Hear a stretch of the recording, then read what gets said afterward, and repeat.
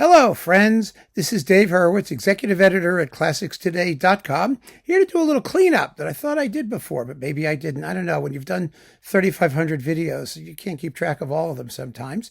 But a viewer asked, what was the best recording of Jerome Moross's score to The Big Country? And here it is.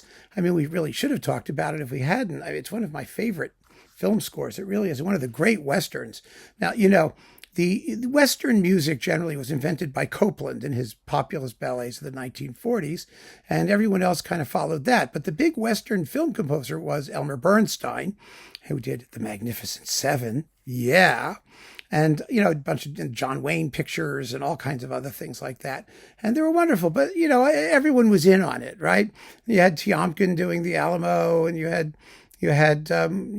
what's his name, Newman doing stuff, and Alfred Newman. And Western scores were all over the place because Westerns were all over the place, right? You had Morricone doing the spaghetti Westerns. But this one, Moross was not a film music composer. He was a composer who wrote film music. In that sense, he was sort of like Korngold and Copland and Walton and, lots of others who did that sort of thing, Shostakovich.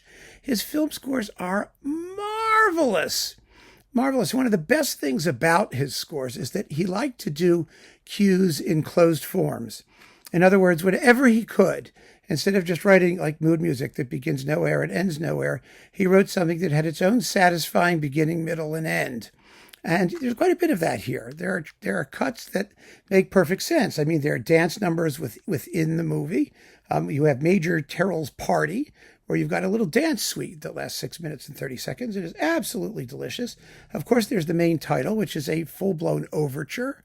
There are several other things. There's the fight business and Cattle at the River. Cows always come in closed forms. Have you ever noticed that? I've never seen an open form cow. So, that's a good thing.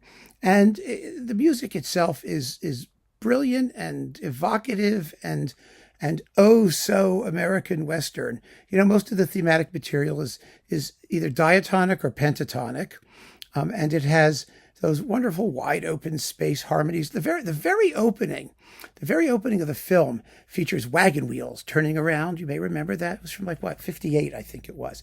The wagon wheels are turning around. You hear them in the violins. They're going da da da da da da da da da da da da da. Then you've got the fanfare stuff, and then the vista with the big tune, one of the greatest Western tunes anyone ever wrote. Ya da da da da da da da da. Ya da da da da da da da. You know it. Everyone's heard it. It's glorious. But there are only two recordings, or basically there are only two recordings. There are bits of it, but two recordings of the complete soundtrack. There's the original complete soundtrack, which was remastered and which is available, and it sounds kind of creaky. It's sort of oldish sounding. But it's a typically dry studio recording. You hear a little bit more, rhythmic detail and whatnot. And the tempos are somewhat different than this recording. Now, this is a new recording of the full soundtrack, or newer. Pardon me. Let me see. When was it? What does it say here? 1995 or something like that. It says 1995. Silver Screen America, issued under license and something, whatever. I have no idea. The bottom line is it features the Philharmonia, the actual Philharmonia, conducted by Tony Bremner. And it's very, very good conducting. It's a digital recording, a new digital recording. It's a little bit on the bright side. I think it's not demo quality sound, but it's good sound.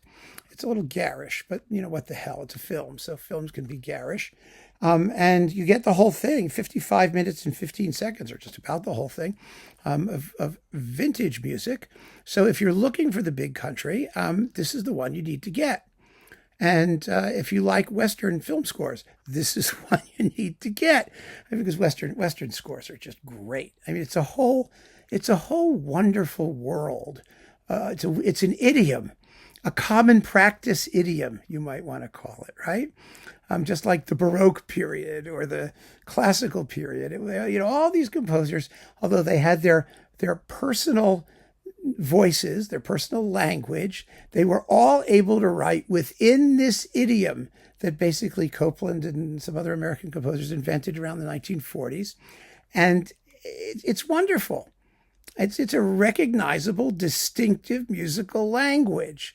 And I think that we're missing something if we don't include the Western as one of the major musical voices in 20th century symphonic music. It was the American sound, and this is one of the absolute pinnacles of that particular type of writing. So there you go. It's the one with the Philharmonia and Tony Bremner conducting on Silva Classics, or Silva Screen, or whatever it's called. Silva something. Yeah, well, it says Silva. There's a tiny little thing here. This is the one to get. So thank you for asking. I hope this answers your question. Go forth and listen. Take care.